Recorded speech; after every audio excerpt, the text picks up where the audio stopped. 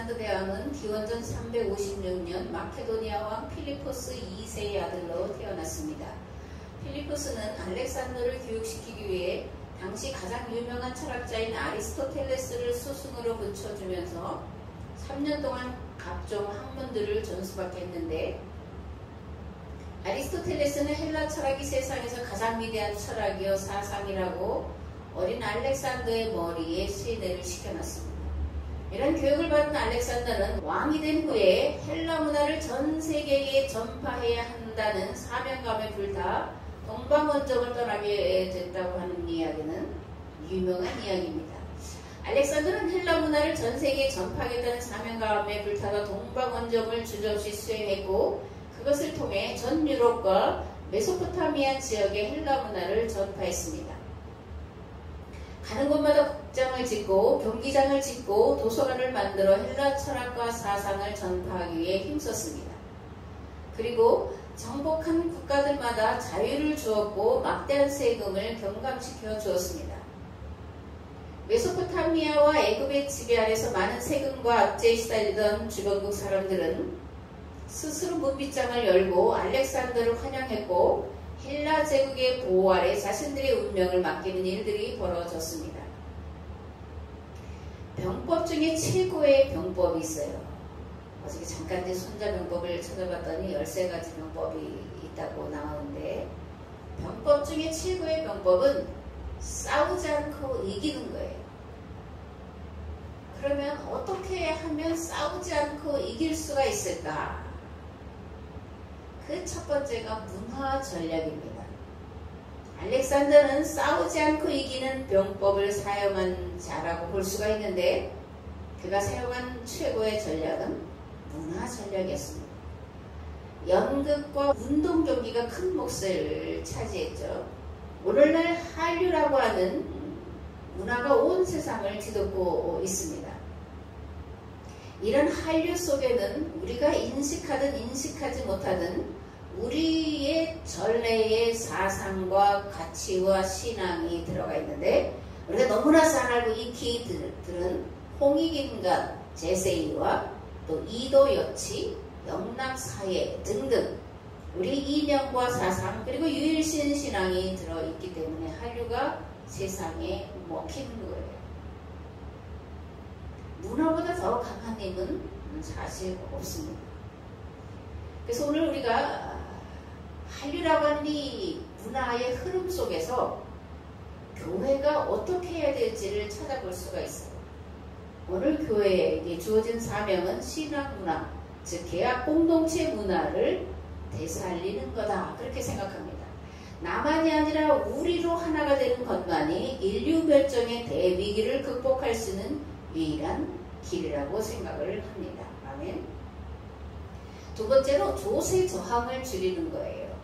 고대로 갈수록 세금 부과율이 높았는데 대략 70에서 80%까지 이르렀다고 합니다. 더 심한 데는 90% 이상까지도 다 세금으로 이제 뺏어가는 일들이 고대에 있었던 일인데, 알렉산더가 동방원정을 나갔을 때의 한 일 중에 앞에서 말씀드린 것처럼 이 세금을 대폭 경감해주는 일이었습니다. 애국과 페르시아 제국의 지배를 받고 있던 지역의 여러 국가들은 각종 세금으로 시달리고 있었는데, 이 세금을 경감해주니까 어떤 일이 벌어졌냐고요. 앞다투어서 스스로 문빗장을 열고 헬라의 알렉산더의 군대를 환영하는 일이 벌어졌습니다. 이러한 일은 중세에도 다시 한번 반복되는데, 이슬람이 태동했을 때예요. 동로마 제국의 지배를 받던 나라들이 과도한 세금으로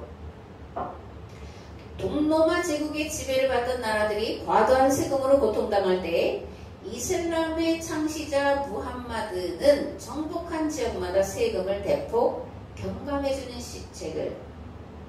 정책을 시행하게 되고, 이런 소문이 퍼지자 동로마 국가들은 스스로 문빗장을 열고 이슬람을 받아들이게 되고, 오늘날 수억 명의 신자를 거느린 이슬람 제국이 형성되었습니다.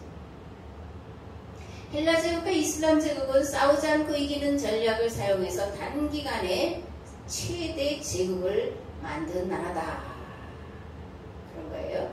그렇다면 위의 열간 두 전략 중에 하나만 골라야 된다면 어떤 것을 고를 수 있을까? 문화 전략이 더 강력한 그런 단기간의 세상을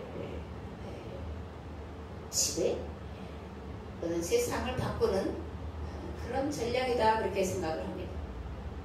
전통과 문화는 생명력이 끈질겨요. 결코 이것이 완전히 사라지거나 뿌리 뽑히지 않고 계속해서 모양을 달리할 뿐이지 이어져가는 것을 우리도 우리의 전통과 문화 속에서 찾아볼 수가 있습니다. 알렉산더가 전파한 헬라 철학은 이후 전 유럽을 지배하는 사상이 되었고, 불행하게도 최초의 역사학자여 중세 기독교 신학을 완성했다고 하는 어거스틴은 기독교 철학을 헬라 철학 바탕 위에다 놓습니다. 그렇게 헬라 철학 위에 기독교 신학을 올려놓은 것으로 인해서 기독교 세계가 많은 부분, 특별히 동로마 제국은 이슬람 제국이 되었고, 중세 유럽의 기독교 국가들은 르네상스라고 하는 인문주의 운동에 휩쓸려 교회가 설자를 내어주었고, 종교개혁에 의해 다시 살아나는 듯 했지만 헬라 철학의 망령에서 벗어나지 못한 결과 오늘날 이 세상은 죄악이 관영하게 되었고, 코로나 바이러스라고 하는 전대미문의 바이러스의 공격으로 모두가 다 두려워하고 있고 떨고 있고, 그보다 더 심각한 것은 온난화 문제로 전 세계가 몸살을 앓고 있다는 겁니다. 어느 지역은 극심한 가뭄과 산불에 시달리고, 또 어느 지역은 폭우로 인해서 생명과 재산과 삶의 터전을 잃고 고통하고 있음을 우리가 여러 매체들을 통해서 보고 듣고 있습니다. 또 해수면이 상승하고 바다의 온도가 상승함으로 인해서 양식 중인 어패류들이 폐사하고 있다는 소식도 우리가 들어서 잘 알고 있습니다. 이게 기독교 신학의 문제에서 출발했다는 거예요. 헬라의 이원론에서 출발한 기독교 신학이 이 땅과 저 땅을 나누기 때문에, 이생과 저생을 나누기 때문에 이 세상이 망하는 것에 대해서 관심 없고 이 세상의 문제를 해결하려고 하는 관심이 적어진 내세 중심의 기독교 신학이 이 세상을 이렇게 망가지도록 내버려 뒀다는 겁니다. 그러면 이러한 생태계를 복원하려면 어떻게, 그리고 무엇을 해야 할까? 일단은 소비 문화를 전략 문화로 바꿔나가야 돼요. 자본주의가 태동한 것은 기독교의 신학 때문에 그렇습니다. 기독교는 본래 검소하고 검약하고 전략하여 다른 사람을 나눠주는 문화예요. 그런데 이게 19세기 들어서면서 이제 TV나 라디오 매체들이 발달하면서 광고로 사람들의 소비 심리를 부추겨서 필요 이상의 것들을 만들어내고 소비하게 만들어서 생태계를 파괴시키는 일에 크게 일조한 것을 볼 수가 있습니다. 두 번째로 나만 잘 먹고 잘 살려고 하는 탐욕을 바탕으로 하는 개인주의와 이기주의 문화를 벗어버리고 공동체 문화라는 새로운 옷으로 바꿔 입어야 됩니다. 바꿔 입어야 합니다. 새로운 옷으로 바꿔 입어야 합니다. 성경이 제시하는 문화는 개인주의가 자리 잡을 수 없는 공동체 문화를 표방하고 있습니다. 이스라엘은 계약법이라는 법 테두리 안에 묶인 신앙 공동체로 출발했죠. 이러한 신앙 공동체를 출발시키기 위해 하나님은 아브라함의 후손들을 애굽 땅에서 430년 동안 종살이를 경험하게 하셨고, 광야 40년 동안 새로운 계약 공동체로 온전히 세워지도록 교육과 훈련을 받게 하셨고, 그런 교육과 훈련이 끝났을 때 마침내 가나안 땅으로 이스라엘을 들여보내셔서 거룩한 문화를 이끄도록 역사하셨음을 우리가 구약을 통해서 보고 알고 있습니다.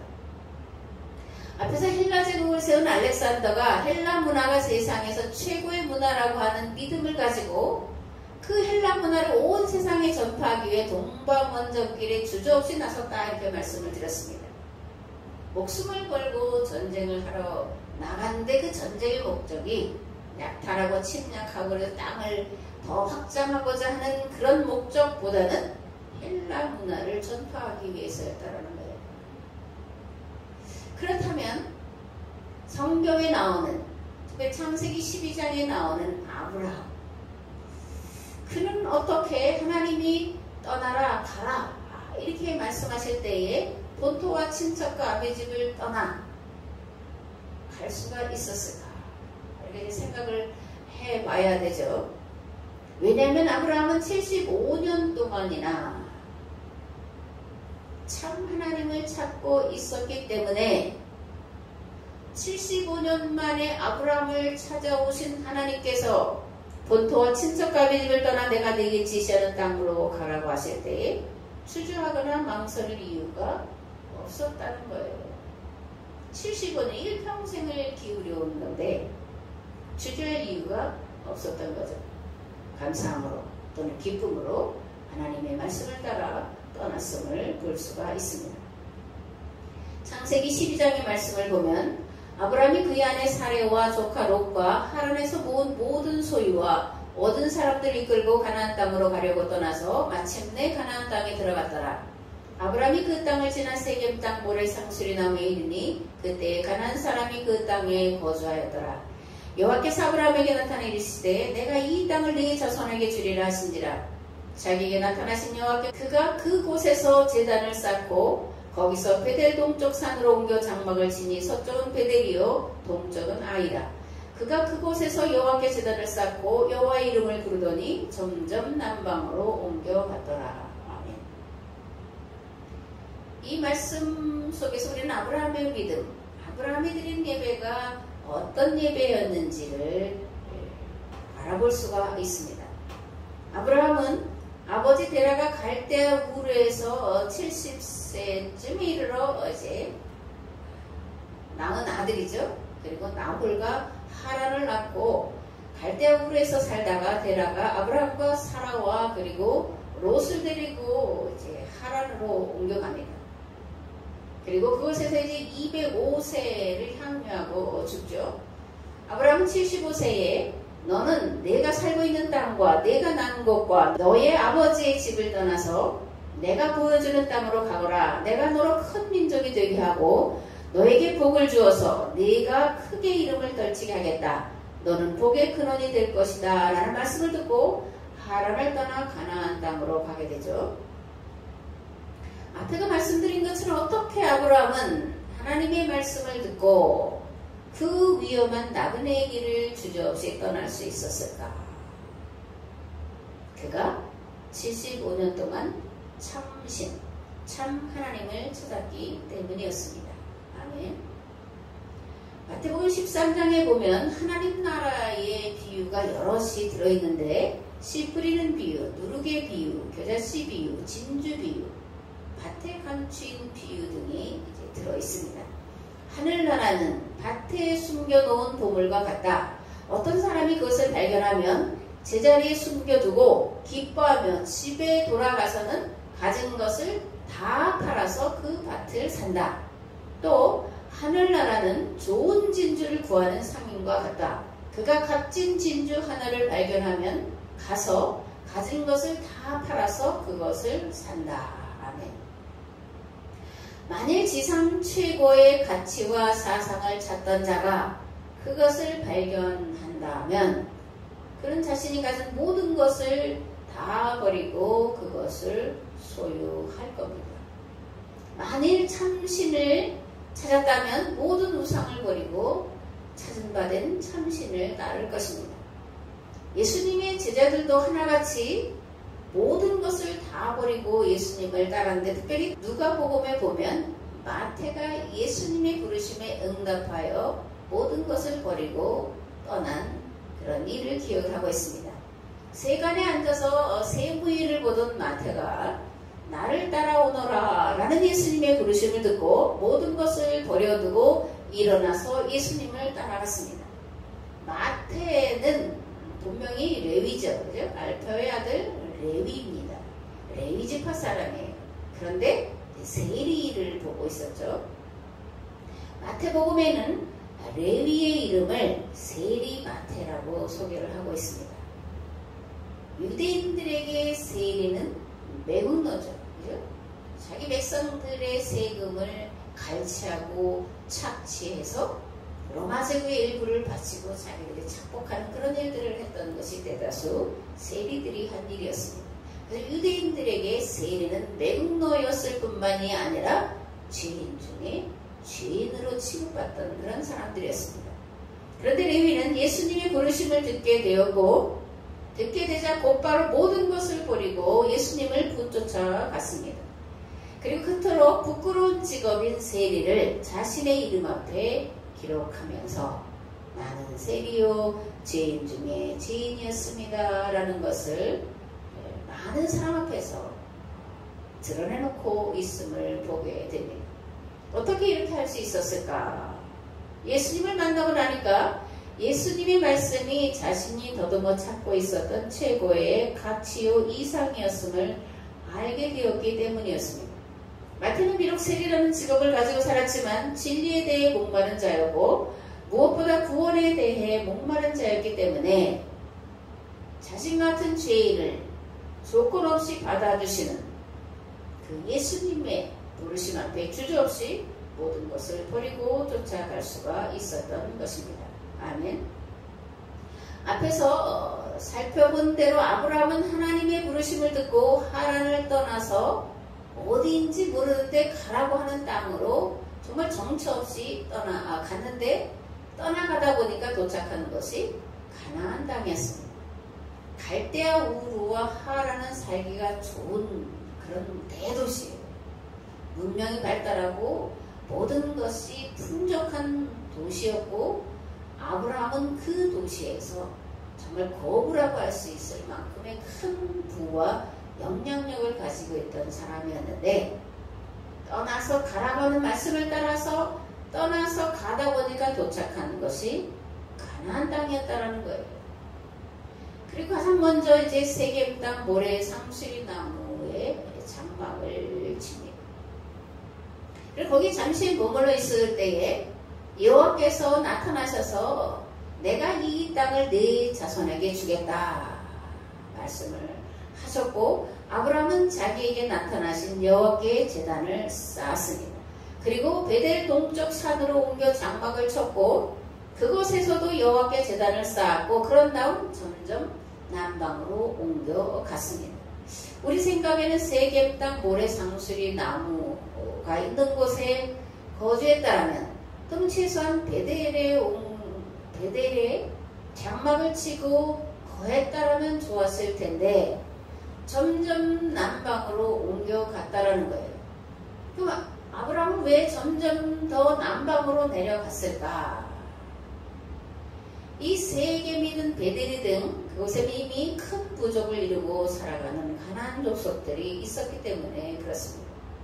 이들은 밖에서 들어온 아브라함 일행을 받아들이기를 좋아하지 않았죠. 그들의 거주하는 것을 허락하지 않았기 때문에 아브라함은 점점 더 남방으로 내려갈 수밖에 없었습니다. 여기서 남방으로 내려갔다라는 말은 사람이 살지 않는 곳을 찾아 내려갔다라는 얘기예요. 그리고 결국 사람이 살 수 없는 척박하고 메마른 땅, 곧 광야와 사막의 경계선에 이르렀다는 것을 말하고 있습니다. 광야와 사막은 전혀 다른 환경이 펼쳐지는 곳이에요. 우리가 알지만 광야는 비가 오면 식물들이 자라는 그런 땅이에요. 근데 사막은 비가 와도 식물이 자랄 수 없는 곳이 사막입니다. 부엘세바. 그래서 아브라함이 일행을 이끌고 도착한 곳이 부엘세바인데 이 부엘세바는 광야와 사막의 경계선으로 누구도 살지 않는 곳이었고 그래서 아브라함은 이곳에 장막을 쳤고 이곳에 제단을 쌓고 여호와의 이름을 불렀던 것이었습니다. 아멘.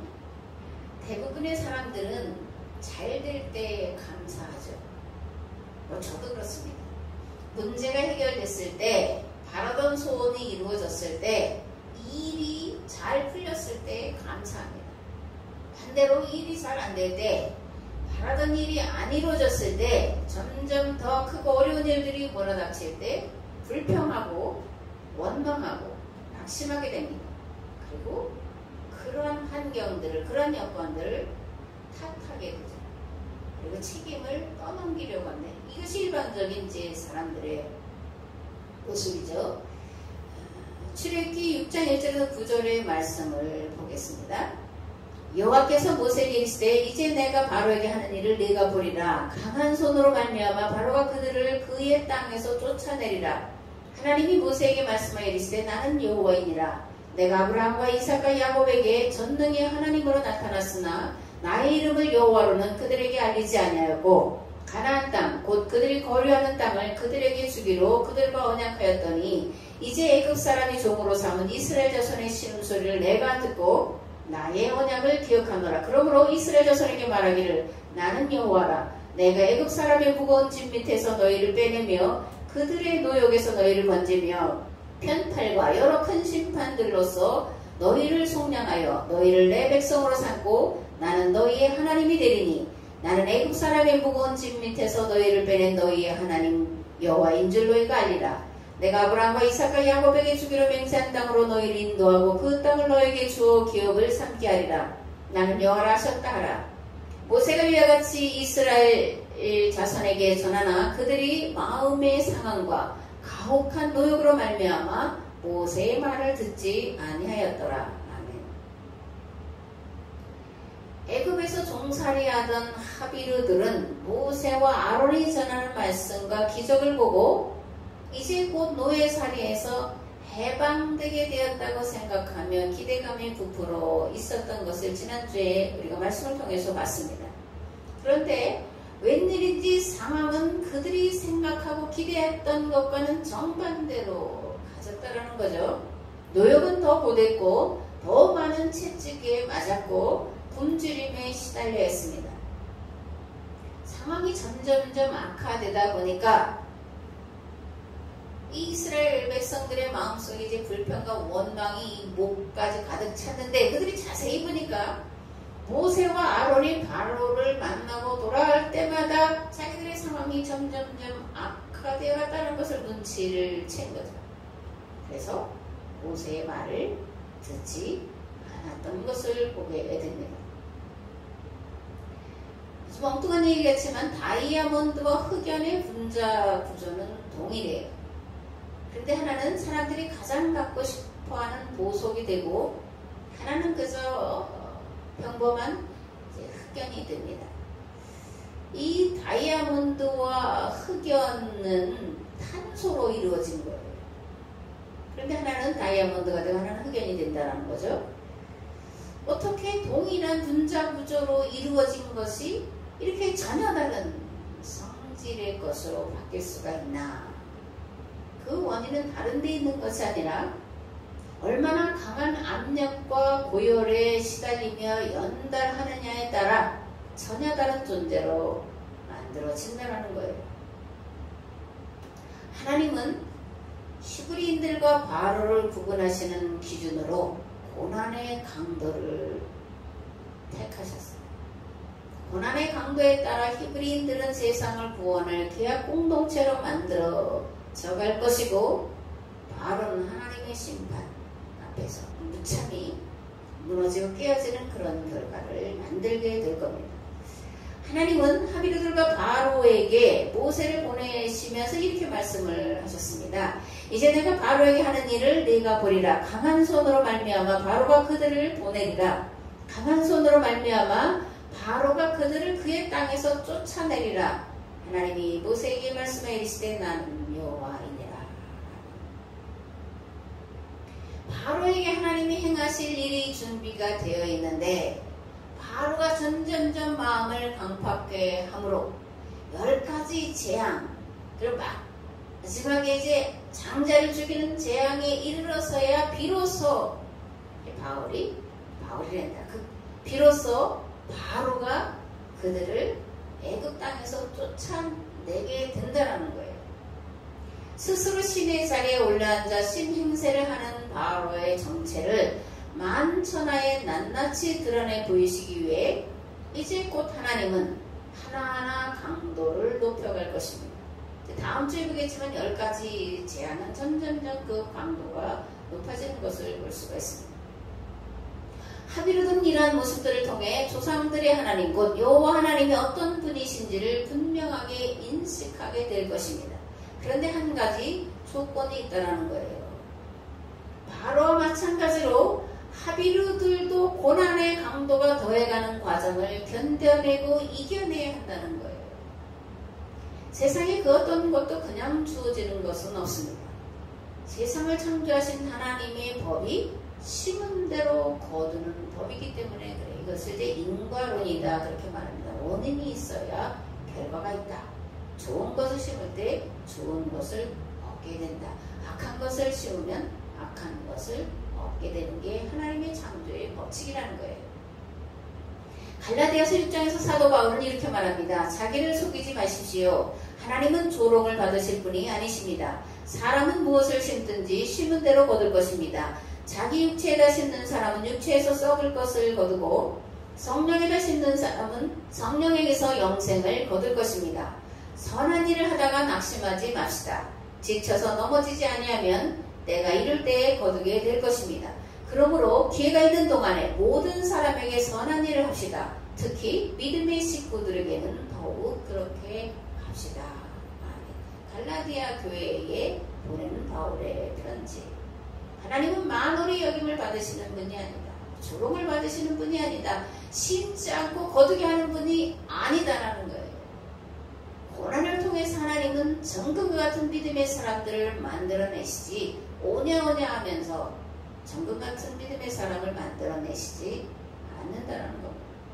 환난을 통해서, 역경을 통해서, 고난을 통해서 사랑은 하나님의 모양과 형상을 회복함으로 하나님의 대행자로 쓰여지게 되는 것이 하나님의 법칙인 것을 믿으시기 바랍니다. 아멘. 그리스도인들은 고난으로 심고 영광으로 거두는 자예요. 그리스도인들은 눈물로 심고 기쁨으로 거두는 자입니다. 그리스도인들은 생명을 심고 영생을 거두는 자예요. 아멘. 최고의 교육 방법이 있는데 뭐냐면 반복이에요. 그래서 지난 몇 주 전에 드렸던 말씀을 복습을 해보겠습니다. 출애굽기에 나오는 하나님의 이름이 셋이라고 말씀을 드렸죠. 첫 번째는 조상들의 하나님, 아브라함과 이삭과 야곱의 하나님이에요. 조상들의 하나님이란 어떤 하나님을 말하는 것일까? 아브라함과 맺은 계약을 신실히 지키시는 분이라는 뜻이죠. 하나님 머물러 살던 아브라함을 부르신 하나님은 그에게 땅과 후손을 주시겠다고 약속하시면서 그를 이끌어 가나안에 이르게 하셨죠. 가나안 땅에 이르게 한 다음에 약속하신 것을 이제 구체화시켜 나가는 것을 창세기 12장부터 쭉 우리가 이제 잘 살펴볼 수가 있습니다. 그리고 430년 뒤에 마침내 모세를 통해서 그 계약을 완성하시는 것을 보게 돼요. 이를 행하는 여호와, 그것을 지어 성취하신 여호와, 그분이 우리가 믿는 계약의 하나님이신 줄 믿습니다. 아멘. 두 번째로 스스로 계시는 하나님이에요. 사람들이 만든 신이 아니라 하나님은 존재하시는 분이에요. 언제부터인지 모르지만 태초에 하나님은 존재하시는 분이에요. 나는 스스로 있는 하나님이다 이렇게 당신을 소개하는데, 나는 모든 만물에게 생명을 주는 창조주요, 인간을 불행하게 만드는 모든 것들을 해결할 수 있는 근본이다, 이런 의미가 들어 있습니다. 세 번째로 여호와 하나님이십니다. 너무나 잘 알죠. 여호와 하나님, 불쌍한 자들을 한없이 측은히 여기며 가난한 이들을 보면 가슴 아파 견디지 못하시는 분이라는 뜻입니다.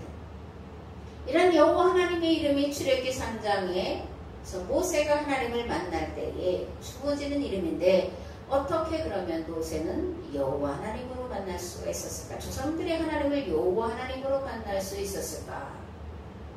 80년 모세의 삶이 여호와 하나님, 가난한 자를 보면 가슴 아파 견디지 못하시고 불쌍한 자들을 한없이 측은히 여기시는 하나님을 찾고 있었기 때문에 여호와 하나님으로 만나 주시는 거예요.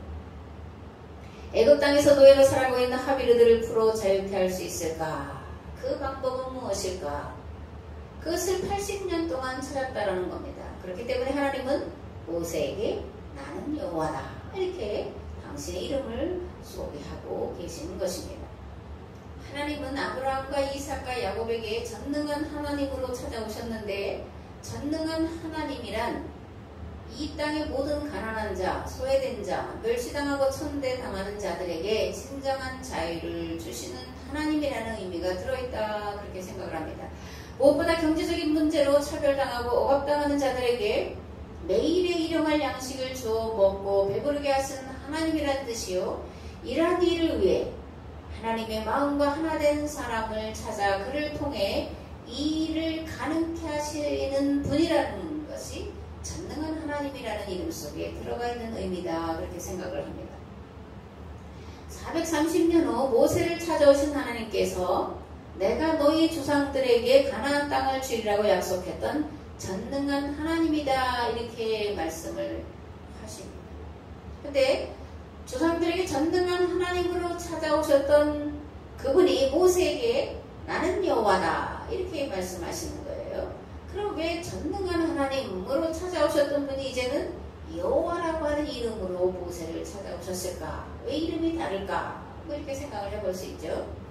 거듭 말하지만 전능하신 하나님은 모든 사람을 골고루 행복하게 살게 하시는 분이라는 뜻이에요. 그러니까 전능한 하나님이라는 이름은 여호와 하나님의 다른 이름이다 라고 우리가 생각을 해볼 수가 있죠. 또 여호와 하나님의 다른 이름은 하비르의 하나님이시다. 또한 하비르의 하나님은 죄인들의 하나님이시다 라고 우리가 쭉 연결지어서 하나님의 이름으로 하나님이 어떤 분이신지를 우리가 좀 더 분명하고 정확하게 이해할 수가 있는 겁니다. 사랑하는 성도 여러분, 잘 될 때 감사는 누구나 할 수 있고 또 그렇게 합니다. 그러나 고난이 오래되고 점점 더 고난의 강도가 세어갈 때 감사한다는 것은 결코 쉬운 일이 아닙니다. 이러보건대 아브라함이 믿음과 순종으로 행한 것과 모세가 믿음과 순종으로 행한 것은 결코 쉬운 일이 아니었습니다. 그러나 이들은 말씀에 순종하여 하나님의 뜻을 이룬 자가 되었습니다. 어떻게 그렇게 될 수가 있었을까? 그들이 일평생 변하지 않는 마음으로 참을 찾았기 때문에, 참 진리를 찾았기 때문에, 참 하나님을 찾았기 때문에 가능한 일이었습니다. 나만 잘 먹고 나만 잘 살려고 하는 것이 아니라 모두가 더불어 행복하고 잘 살길 원하며 그 일을 위해서 그것을 이룰 길과 방법을 찾았기 때문입니다. 여호와께서는 그러한 이들을 찾아가 만나셨고 그들의 마음에 품은 생각을 이룰 수 있도록 도와주시고 역사하신 것이었습니다. 아멘. 참으로 우리 모두는 견디기 어려운 고난의 시대를 살아가고 있습니다. 지금은 그러므로 기도할 때입니다. 세상 모든 만물이 구원받기를 원하여 그 일을 이루시고 성취하신 하나님을 구하고 찾고 두드려야 할 때입니다. 말씀과 기도로 거룩하여져서 인류 멸종이라고 하는 대위기 앞에 서 있는 이 시대를 살리기 위해 우리가 계약 공동체라고 하는 이름으로 묶인 교회에서 하나님의 뜻을 또 하나님을 말씀을 역사를 성경을 바로 이해하고 깨달아가는 이런 성경 말씀을 듣는 것을 귀하게 여기고 들은 것으로 끝나는 것이 아니라 그 말씀들을 삶에 실천하고자 애쓸 때에 하나님은 부족한 저희들을 또 계약 공동체라고 하는 이름으로 모여진 모든 교회들을 통해서 이 세상을 구원할 하나님의 충성되고 신실한 도구로 사용하실 줄을 믿습니다. 아멘. 좋으신 하나님, 오늘도 우리에게 함께하여 주셔서 하나님 말씀을 듣게 하시고 또 깨닫게 하시고 믿음으로 받아들일 수 있도록 은혜를 베풀어 주신 것을 참으로 감사드립니다. 어려운 시절을 살아가면서 다른 사람을 탓하거나 원망하거나 불평할 것이 아니라 특별히 교회 공동체라고 하는 이름으로 하나님 앞에 나와 예배드리는 저희들이 이 세대에 대한 책임을 망각한 것이 오늘 모든 만물들이 고난을 당하고 고통을 당하며 초반의 결과를 초래했음을 인정하면서 이제 하나님이여 이 죄를 용서하실 오직 유일하신 하나님 앞에 정말 가슴을 찢고 회개하는 회개의 역사, 눈물의 기도가 강단들마다 차고 넘쳐야 될 때인 줄을 믿습니다. 그러면 하나님 혹시 우리를 불쌍히 여기시고 긍휼히 여기셔서 이 세상을 살릴 하나님의 사람들을 세우시고 이 세상을 살릴 하나님이여 교회 공동체를 세우셔서 그 뜻을 이루게 하시고 마침 내 뜻이 하늘에서 이루어진 것처럼 이 땅이 이루어지도록 역사하여 주실 줄을 믿습니다. 하나님 11조를 저 앞에 드립니다. 또 선교 예물을 드립니다. 하나님 이 무더운 날씨 가운데 쓰고 수고한 것으로 저 앞에 드리는 저들의 마음과 저들의 생각과 뜻을 아시오니 하나님이 하나님께서 저들에게 복 주시되 저들을 통해서 이 세대를 구원할 하나님이 정말 신실하고 충성된 일꾼이 되도록 역사하여 주옵소서.